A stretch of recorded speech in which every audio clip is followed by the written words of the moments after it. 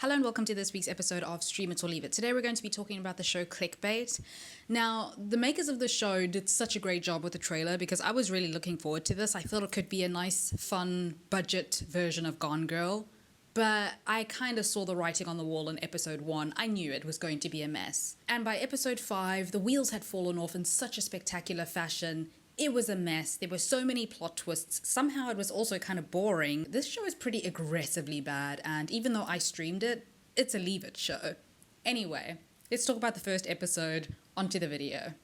It's siblings Nick and Pia's mother's birthday, and it immediately looks uncomfortable. Nick, his kids, and his wife look happy, but Pia is sitting on the other end of the table. She looks pretty angry. They all agreed on buying their mother a particular gift, but Nick and Sophie, his wife, change plans and they buy something else. Now, this is just one issue, but it clearly shows that Pia feels kind of left out and she doesn't like Nick's wife, Sophie. There's also a suggestion that this happens quite a bit, that she feels left out. Nick eventually kicks her out of the house and she goes out partying, and we see that she has a bit of a lonely life.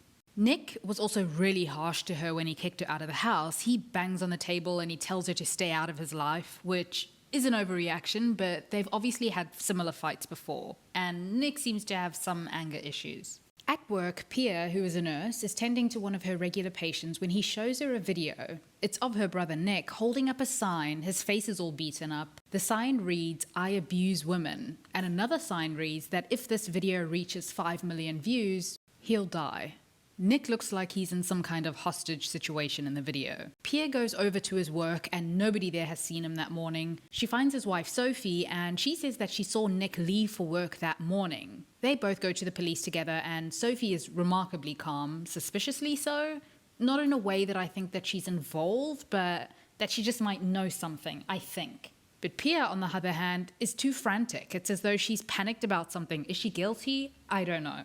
I know that everyone responds to trauma and crisis differently, but this is a show, so I'm suspicious of everybody. So the video very quickly racks up 300,000 views, and people are online villainizing Nick, thinking that he is in fact an abuser and that the video is some kind of forced confession. By the way, Nick had also sent Pia a message at 1 o'clock that morning after he threw her out, apologizing supposedly for that incident, and he tells her in the voicemail that they need to talk. She has a memory of him from a couple of months ago as well, and he's really moody, and at the time, Pia guessed that he and Sophie were having some issues.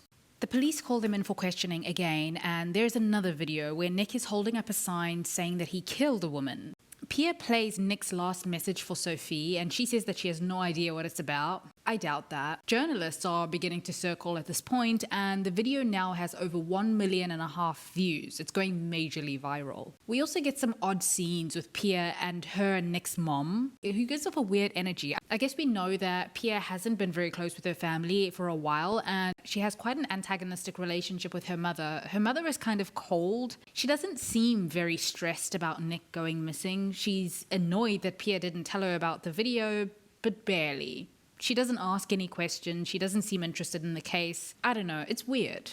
Then one of Nick's kids gets this message while he's gaming, and it's from someone asking if he's okay. He says he's fine, but he hasn't received any more news. This could just be one of his friends checking in on him, but it seems suspicious. Some internet sleuths eventually figure out that the videos were shot in a specific kind of van. Pia and Nick's friend, also Nick's colleague, go to the police station, and the police are combing through surveillance footage of Nick's comings and goings over the last few weeks. The video is at more than 4.5 million views, and it looks like Pia is repeatedly replaying the video, and it eventually gets to 5 million. Obviously, she didn't get it there, but it's like she's in a daze, like just rewatching it. Just then, the police get a lead, and they go to some kind of dockyard where the van is, and the first episode ends just before we find out whether there is anything or anyone in the van. My initial reaction is, okay. I'm not terribly hooked, but I'm curious enough to see more. Not everything has to be addictive prestige TV for me to want to watch it. And as I've mentioned though, I've since seen the whole thing and it's definitely a leave it from me.